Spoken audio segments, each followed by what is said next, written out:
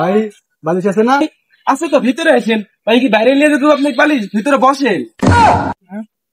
ভাই বেরিয়ে আসছি। হ্যাঁ ভাই, বালিশ কি তৈরি করে নিবেন না বানিয়ে নিবেন? না, আমি বালিশ তো বানাইতে আসিনি, বাল ফেলাইতে আসছি এখানে। আপনি তো বালিশ আমি তৈরি করে দেবো সেটাই বলতেছি। যে কি তুলার বালিশ দিমু? আপেল আঙ্গুরি তুলা দিমু না সুতি তুলা দিমু?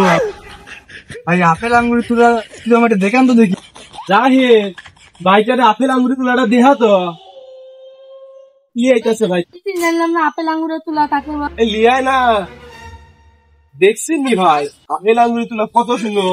এটাতে যদি আপনি বালিশ বানান তাহলে আপনি একদিন ঘুমাবেন, 3 দিন ঘুমতে ঘুরবেন না। ভাই এর থেকে কি ভালো তুলা আছে? আপনার এই তুলাটা ভালো লাগলো না? এ জাহেদ, হ্যাঁ মামা। কাস্টমারের খাপড়া তুলাটা নিয়ে এসে দে তো। কে ভাই আপনি চলে যাচ্ছেন কে? বসেন। না ভাই, আপনার কাছে তুলার বালিশ নিব না। আরে ভাই আপনাকে তো থাপ্পড় মারবে না, তুলার নামই কাস্টমারের থাপ্পড় মেরে তুলা লিয়ায়, এটাই হলো তুলার নাম। ও আগে কবেন না, আমার তো ভাই ভয় রান শুকিয়ে গেছে একবারে।